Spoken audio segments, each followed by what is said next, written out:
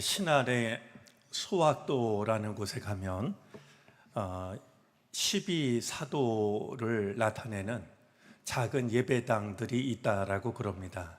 전 2번을 가려고 신안까지 갔지만 바람 때문에 들어가질 못해드렸는데요. 어쩌면 세상에서 가장 작은 교회는 신안에 있는 12사도 교회가 아니라 속회일 거라고 여겨집니다. 속회는 하나님이 우리에게 주신 가장 작은 교회입니다. 제가 농촌 목회를 통해서 마음 깊이 새기게 된 가장 소중한 게 한 가지 있다라고 하면 한 생명의 소중함입니다. 한 영혼의 소중함이죠. 우리 속회야말로 그것을 배우고 깨닫는 가장 좋은 곳이라고 여겨지는데, 오늘 속장님들 찬양 감사드리고요. 우리에게 주신 속회가 한 사람의 소중함을 뼛속에 새기는 그런 가장 작은 교회가 되어졌으면 좋겠습니다. 모든 속회를 주님께서 축복해 주시기를 바랍니다. 내가 일하면 내가 일하는 것이지만 내가 기도하면 하나님께서 일하신다라는 말이 있습니다. 내가 일을 하면 내가 일을 하는 거지만 내가 기도하면 하나님께서 일하신다라는 겁니다. 우리가 이렇게 이른 새벽에 모여서 기도로 하루를 시작하는데요. 이렇게 기도로 시작한 하루를 주님께서 은혜로 채워주셔서 내가 일하는 것 같지만 하나님께서 나를 통해 일하시는 그런 복된 하루하루가 되어지기를 바랍니다. 출애굽기는 모두 40장으로 구성되어져 있습니다. 출애굽을 하는 순간은 12장에 등장합니다. 이 출애굽의 상황과 관련해서 전해주는 내용 중에는 다음과 같은 것이 있습니다. 12장 37절인데요. 마침내 이스라엘 자손이 라암셋을 떠나서 숫곳으로 갔는데 딸린 아이들 외에 장정만 해도 60만 가량이 되었다. 또 한 가지 중요한 내용이 38절에 이어집니다. 그 밖에도 다른 여러 민족들이 많이 그들을 따라 나섰고, 그러니까 이스라엘 사람들만 나선 것이 아니라 다른 여러 민족들도 따라 나섰다라는 겁니다. 다른 여러 민족들이라는 말을 개역 개정 성경에서는 수많은 잡족이라고 이렇게 번역을 했었습니다. 이 본문은 매우 중요한 사실 한 가지를 일러주는데요. 출애굽을 했던 사람들은 이스라엘이라고 하는 혈연 공동체가 아니라는 겁니다. 이 출애굽을 한 사람들은요, 이스라엘이라고 하는 한민족이라고 하는 어떤 혈연 공동체가 아니라 운명 공동체였습니다. 이 점은 출애굽기를 이해하는 데 뿐만 아니라 우리가 이렇게 함께 모여 신앙생활하는 신앙 공동체를 이해하는 데 있어서도 굉장히 중요합니다. 예를 들면 우리 교회에 모인 우리가 말이죠, 어떤 단일한 조건으로 모인 거 아니지 않습니까? 이런 비유는 적절치 않겠지만 여기 제가 한시성을 가졌다고 한시만 모인다든지 말이죠, 서울 출신만 모인다든지, 교회는 그런 곳이 아닙니다. 출애굽을 했던 사람들이 혈연 공동체가 아니라 운명 공동체였다라고 하는, 그래서 히브리 민족 할 때 이 히브리라는 말이 어디서 왔냐 하면 핫비루라는 말에서 왔는데, 핫비루라는 말은 강을 건너온 사람이라는 뜻입니다. 즉 떠돌이 최하층민을 나타내는 말이었습니다. 그렇다고 하면 이제 이집트에서 떠돌이 생활을 하면서 노예로 최하층 삶을 살던 사람들이 하나님의 부르심을 따라서 약속의 땅으로 나아가기 시작했던 겁니다. 그런 점에서 이 출애굽 이야기는 이스라엘 고대 역사가 아니라 우리 모든 인간, 그리고 보잘것없다라고 여겨지는 모든 사람을 향한 복음이 되어야 됩니다. 왜 우리가 이스라엘의 고대 역사를 이렇게 생각을 할까? 그것이 아니라 하나님은 지금도 이 세상을 떠돌이처럼 살아가는, 제대로 뿌리를 내리지 못하는 보잘것없는 이들을 부르셔서 그들을 약속의 땅으로 이끌고 계시다라고 하는 구약에 있는 또 하나의 복음서처럼 우리는 생각할 필요가 있는 것이죠. 우리가 어제 말씀을 나눈 것처럼 이제 하나님을 예배하도록 우리를 내보내달라라는 이야기를 들은 바로가 하나님 일하는 말에 두려워하면서 백성들을 내보냈던 것이 아니라 저 녀석들이 일을 안 하려고 허튼 소리에 귀를 기울이고 있구나. 그래서 노동의 강도를 훨씬 더 높였습니다. 백성들의 원망도 고조되었죠. 모세가 하나님을 원망하면서 하나님께 호소를 합니다. 5장 22절, 23절에 그것이 담겨져 있는데, 정말 왜 저를 이곳에 보내셨습니까? 하나님, 도대체 바로는 말을 듣지 않고 백성들은 원망하고 나더러 뭘 어떻게 하란 말입니까? 나를 왜 여기에 보냈냐고 원망합니다. 심지어 이런 말도 모세가 합니다. 주님께서는 주님의 백성을 구하실 생각을 전혀 하지 않고 계십니다. 말은 가서 이 백성을 끌어내라고 하시면서도 이 백성을 구하실 생각은 전혀 하지 않고 있다고. 마치 하나님이 이렇게 무책임해도 되냐는 듯이 하나님께 원망을 쏟아놓고 있는 것을 확인할 수 있습니다. 그런데요, 그런 모세를 하나님은 어떻게 하셨을까요? 꿀밤을 한 대 주셨을까요? 그런 모세를 하나님은 다시 부르십니다. 여러분, 소명받은 자들이 기억해야 될 게 있습니다. 소명받은 자들도 마음이 약해질 때가 있습니다. 믿음이 흔들릴 때가 있습니다. 하나님께서는 그를 다시 부르십니다. 소명받은 자에게 필요한 것은 재소명입니다.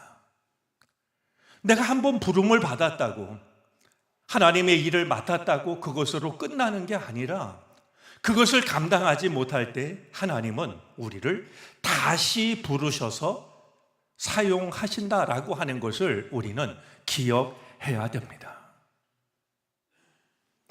하나님께서 모세에게 일러주시는 내용 중에 중요한 내용이 있습니다. 모세가 놓치고 있었던 것입니다. 바로가 고집을 부리며 말을 듣지 않을 것이다. 하나님의 말씀이라고 선뜻 따르지 않을 것임을 일러주십니다. 모세는 이 점을 놓쳤을 겁니다. 하나님께서 보내셔서 가면 모든 일이 술술 잘 풀릴 것이라고 생각했겠죠.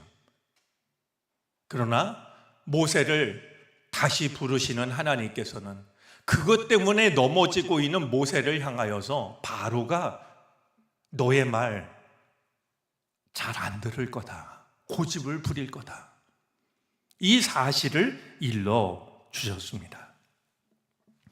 하나님이 일러주신 것처럼 바로는 계속해서 고집을 부립니다. 노동력의 상당 부분을 차지하고 있는 최하층민들을 나라에서 내보낸다면 늘 먹고 마시면서 편안하게 살던 자신들이 그것을 대신해야 될 텐데 있을 수 없는, 받아들일 수 없는 일이었던 겁니다. 들어줄 듯 하다가 또다시 거절하고 이와 같은 일들이 계속해서 반복되는데 그때마다 일어났던 것이 10가지 재앙입니다. 저는 이 바로 앞에서 생각하게 됩니다. 호두를 깨트리는 것보다 더 어려운 게 사람의 마음이 깨어지는 것 아닐까? 호두가 얼마나 단단한지 말이죠. 망치로 내려쳐도 이리저리 도망다니고 깨트리기 쉽지 않은데요, 호두를 깨트리는 것보다 더 깨트리기 힘든 게 굳어진 마음을 깨트리는 거 아닐까, 내 마음을 깨트려내는 거 아닐까 하는 생각을 바로를 보면서 생각하게 됩니다. 하나님의 능력을 거역하기 어렵다라는 것을 너무나 잘 알고 있지만, 그렇다고 내보내는 것은 있을 수가 없는, 이런 일을 계속해서 반복하던 이 바로가 기가 막히게 생각해낸 것이 있습니다. 바로 타협입니다. 하나님의 능력을 보니까요, 너무나도 두렵습니다. 그런데 내보내기는 정말 싫습니다. 그 바로가 기가 막히게 생각했던 것이 바로 타협안이었던 겁니다. 바로가 이스라엘에게 내놓은 타협안은 모두 4가지였습니다. 첫 번째 타협안입니다. 이 땅에서 하나님을 예배하도록 해라. 그래, 하나님 예배하는 거 허락할게. 대신 이 땅에서, 이집트를 떠나지 말고 여기서 하나님을 예배하라는 것이었습니다. 하나님의 뜻은 종살이하던 이집트를 떠나서 젖과 꿀이 흐르는 약속의 땅으로 가는 겁니다.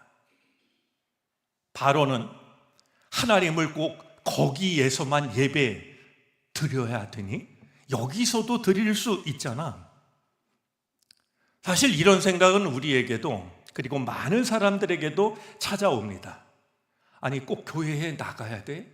착하게 살면 되는 거 아니야? 아니, 꼭 교회 가서 예배를 드려야 돼? 내가 어디서든 어디나 계신 하나님께 예배할 수 있잖아. 바로가 첫 번째로 내놓았던 타협안은 오늘 우리에게도 찾아오곤 합니다. 자, 두 번째 타협안입니다. 첫 번째 타협안이 받아들여지지 않자 두 번째로 타협안을 내놓는데요, 너무 멀리 가지는 말라라는 것이었습니다. 그래, 조금 나가서 이 이집트를 떠나라는 게 하나님의 뜻이라니까 너무 멀리 가지는 말고 가까운 곳에서 하나님을 예배하라 라고 이야기합니다. 언제든지 다시 돌아올 수 있는 곳에서, 바로의 눈길과 바로의 손길이 닿는 범위 안에서 하나님을 예배하라는 것이었습니다. 사실 이 타협안은 신앙생활하는 우리들에게도 찾아옵니다. 너무 열심히 믿지는 말자. 제가 그 고향교회에 중고등부 시절에 말이죠, 저희 선배가 얘기했던 그 고백이 지금도 마음에 남아 있어요. 자기는 하나님이 너무 큰 은혜를 주실까 봐 겁이 난다는 거예요. 너무 큰 은사를 주실까 봐 두렵다는 거예요. 얼마든지 공감은 되지만 왜 그런지 지금까지도 그가 진지하게 얘기했던 그 말이 마음속에 남아 있습니다. 너무 열심히 믿지는 말아라. 때때로 온 가족이 신앙생활하지 못하는 가정에서는 믿지 않는 가족들이 믿는 우리들에게, 그래, 교회 가는 거 허락할게, 이해할게, 다만 너무 열심히 하지는 마. 우리가 늘 듣는 이야기 중에 하나죠.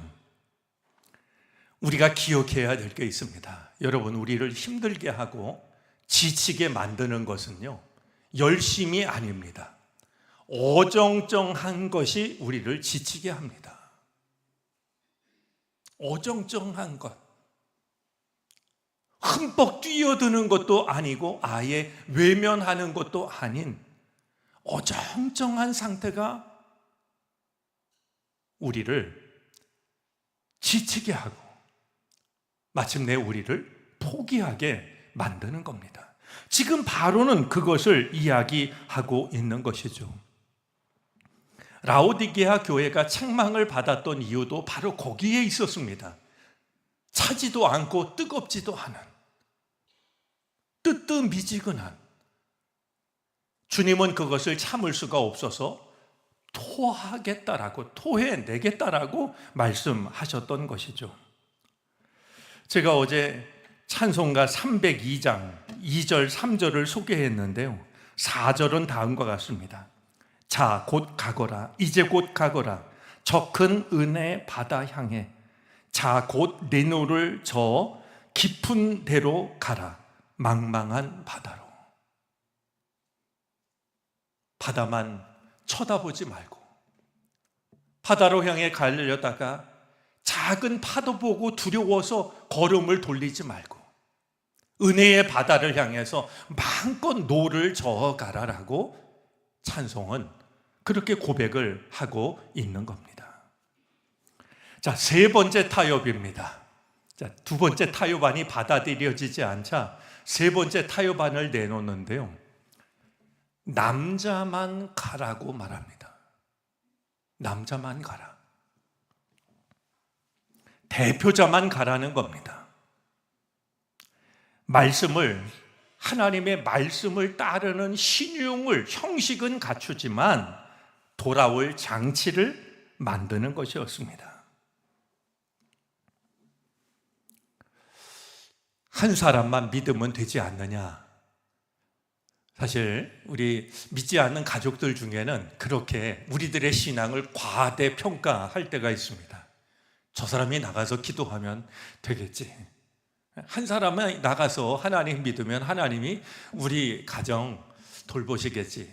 그 마음이 나쁜 마음은 아니지만 사실 하나님의 뜻을 따르는 것을 방해하는 것은 분명합니다. 자, 네 번째 타협안은요, 사실 제일 절묘하다라고 여겨집니다. 세 번째 타협안도 받아들여지지 않자 이 바로가 마지막 타협안을 내놓는데요, 그것은 다름 아니라 재산은 남겨놓고 가라는 겁니다. 그래, 식구들 다 데리고 가. 그러나 가족들은 다 데려가지만 가축은 남기라고 이야기를 합니다. 여러분들이라면 그래, 그 정도는 할 수 있지 하고 떠나셨을까요?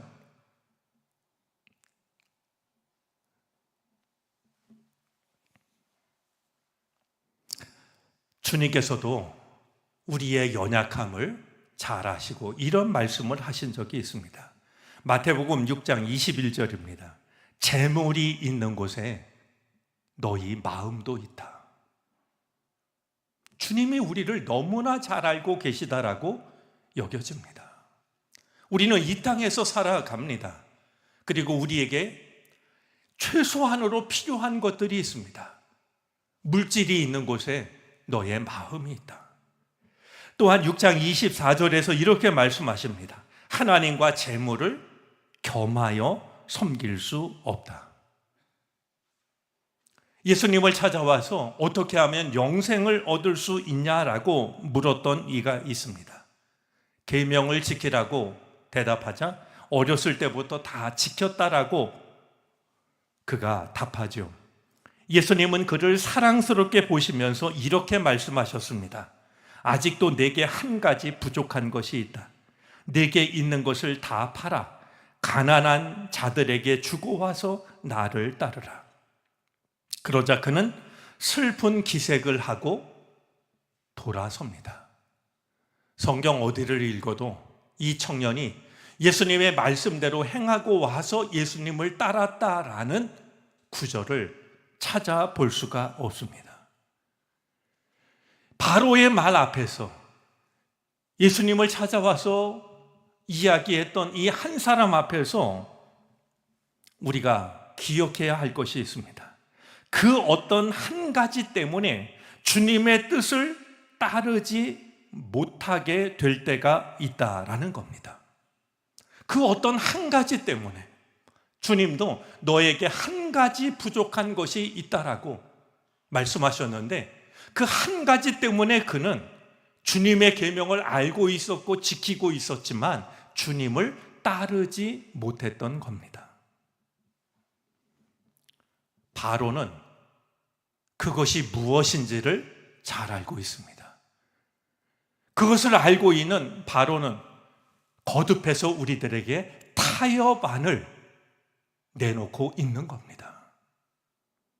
하나님의 말씀을 지키는 것 같지만 발목을 잡게 만들 타협안을 거듭해서 내어놓는 것이죠. 오늘 이 바로를 통해서 떠올리게 되는 것은 세상과의 불화입니다.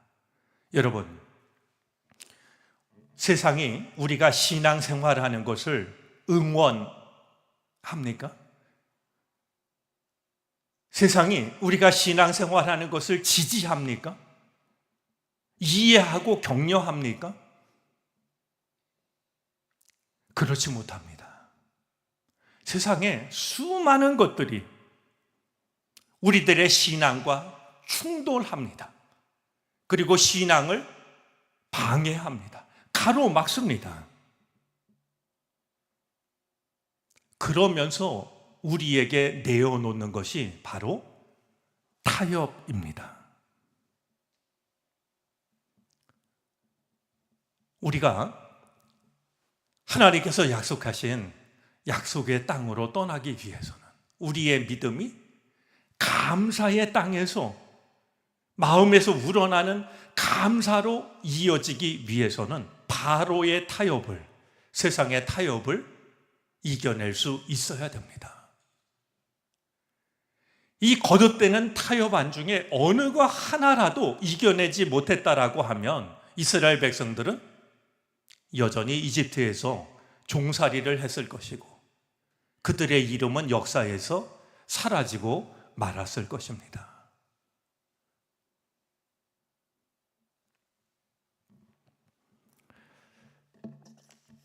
우리는 떠날 수 있을까? 약속의 땅으로. 우리를 가로막고 있는 것들 중에는 세상과의 불화, 여전히 우리에게 타협안을 내놓아서 떠나지 못하게 하려는 세상과의 불화가 있습니다. 부디 이 불화를 이겨낼 수 있기를 바랍니다. 그 어느 것 하나 때문에 이집트 땅에 편안한 노예로 머물지 마시고 그것을 이겨냄으로써 광야를 지나가는 믿음과 용기를 가지고 마침내 약속의 땅에 들어갈 수 있는, 그래서 참 자유인으로 감사하며 살아갈 수 있는 우리 모두의 믿음이 되어질 수 있기를 바랍니다. 기도하겠습니다. 하나님, 오늘은 특별 새벽 기도의 둘째 날입니다. 건강과 믿음을 주셔서 오늘도 주의 전을 찾게 하여 주시니 감사드립니다. 기도로 이 하루를 시작하오니 기도하며 살게 하시고 기도로 마치게 하시옵소서. 세상 속에서 믿음을 지키기가 참으로 쉽지가 않습니다. 바로는 오늘도 우리가 거역하기 힘든 수많은 타협안을 내어놓습니다. 주님, 우리에게는 지혜와 용기가 필요합니다. 분별할 수 있는 지혜를 주시고 이길 수 있는 용기를 주시옵소서. 우리는 많은 기도 제목을 가지고 주의 전을 찾았습니다. 우리의 믿음도 우리의 몸도 연약하지만 이 시간만큼은 기도의 용사들이 되게 하여 주시옵소서. 깨어있는 마음으로 주님을 바라보는 간절한 마음으로 기도하게 하여 주시사 우리의 기도가 하나님께 상달되게 하여 주시옵시고 우리의 삶 속에 하나님의 은혜가 나타날 수 있게 해 주시옵소서. 오가는 길 안전케 하여 주시고 깨어 준비하는 시간으로부터 일터로 나아가는 시간까지 모두가 주님의 뜻을 생각하는 예배 시간이 되게 하시며 주께 드리는 기도의 시간들이 되게 하여 주시옵소서.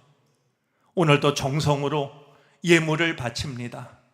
예물 속에 담긴 주님을 사랑하는 마음, 이웃을 사랑하는 마음 주께서 받아주시옵시고 모든 손길을 축복하여 주셔서 하나님의 나라에 넉넉히 참여할 수 있는 은혜와 복을 허락해 주시옵소서. 지금은 우리 구주 예수 그리스도의 크신 은혜와 하나님 아버지의 무한하신 사랑하심과 도우시고 이끄시는 성령의 은총이 하루를 기도로 시작하는 모든 주님의 백성들 머리 위에 이제로부터 영원토록 함께 계시옵기를 간절히 축원하옵나이다. 아멘.